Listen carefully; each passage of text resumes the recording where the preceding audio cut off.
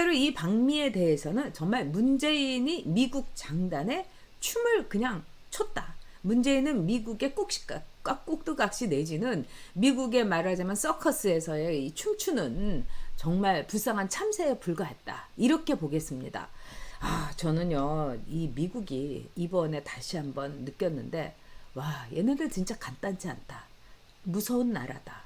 그리고 딱 작심하고 손보기로 들어갔구나. 이걸 느꼈어요.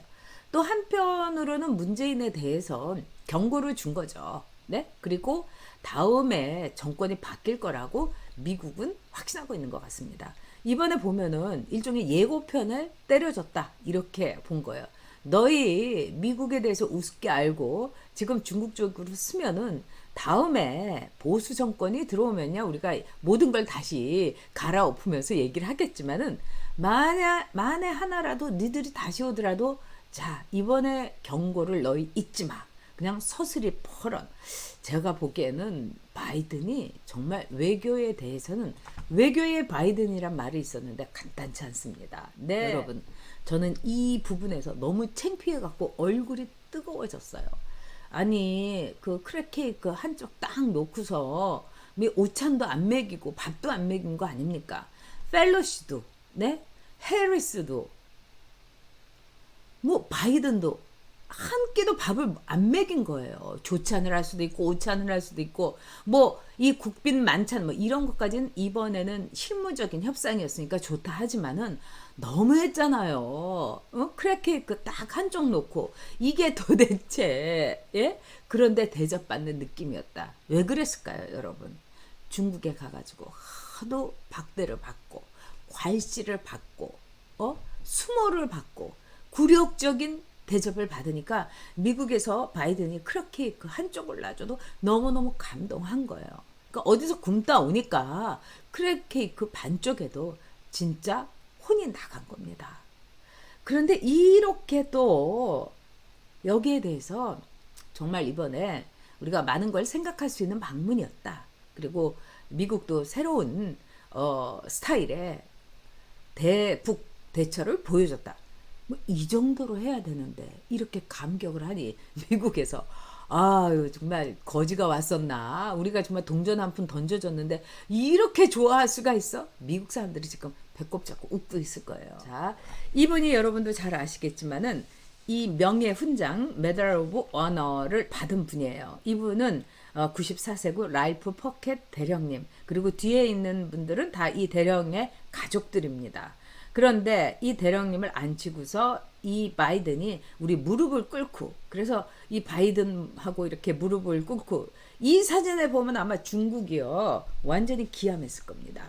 이 라이프 포켓이 참여했던 아주 영웅적인 전투는 청천강 전투였어요. 그래서 중공군이 그때 200만 명이 그냥 인해 전술로 밀고 들어오니까 이 사람이 맞서서 싸웠어요. 그리고 포켓 대령은 이 백마전이 막 있고 그러니까 나는 여기에 남겠다 이러면서 부하들을 이제 가라고 한 거예요. 그런데 부하 2명이 명령을 어기고 다시 가가지고 이 대령을 구해왔습니다.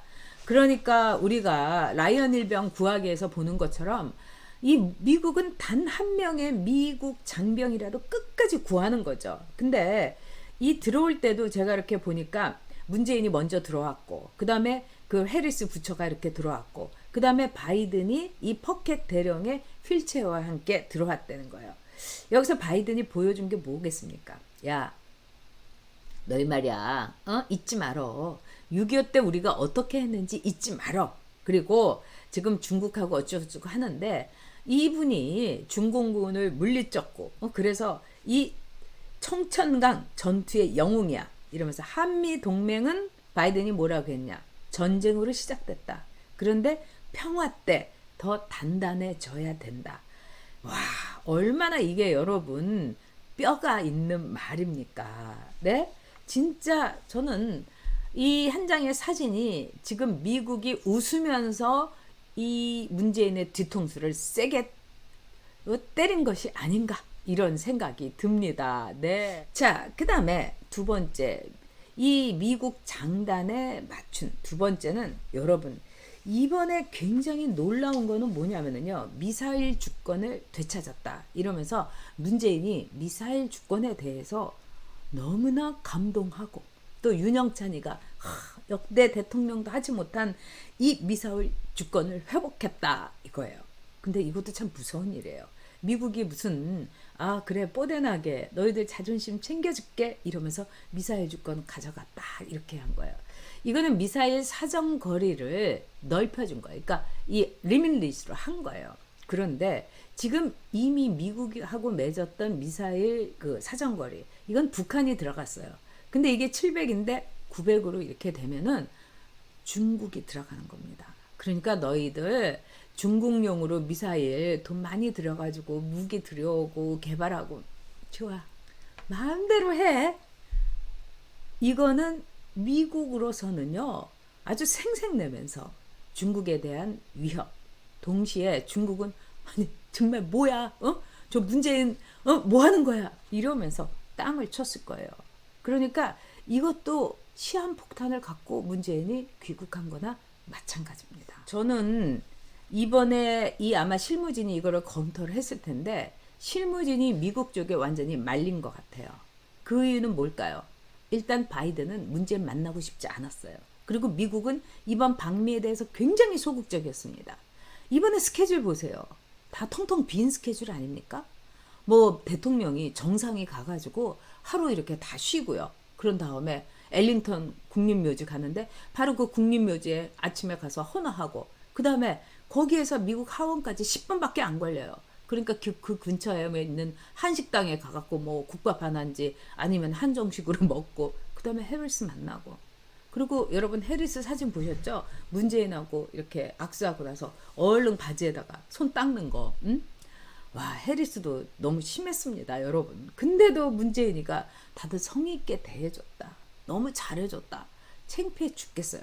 이런 널널한 스케줄인데 이건 뭡니까? 미국이 거의 방기했다. 우린 몰라. 이런 겁니다. 미국에 가면은요. 저도 이제 미국에 뭐 여러 차례 그 국회의원으로서 방문을 했지만은 굉장히 성의 있게 해줍니다. 일본은 아주 성의 있게 해줘요. 그리고 미국의 경우는 정말 동맹국이고 이런 기분인 것 같아요. 우리가 장학금을 줬는데 얘가 막 서울대학교 하버드에 다 입학했네. 아이고 똘똘한 녀석들. 이런 정서가 기본적으로 깔려 있고 그 다음에 자신들이 목숨을 54,000명의 미국인이 전사를 한 전쟁에 대한 엄청난 애착이 있는 거예요. 이 한국에 대해서. 그래서 한국이 미국의 원조로서 이렇게 발전을 한 거죠.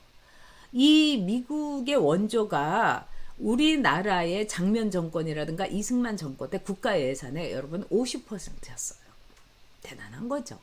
그래서 제가 어렸을 때만 해도 미국의 원조 액수를 뭐 줄인다 어쩐다 해가지고 막 뭐 미국에 가서 사정하고 뭐 별 얘기가 다 있었어요. 여러분은 모르실 거예요.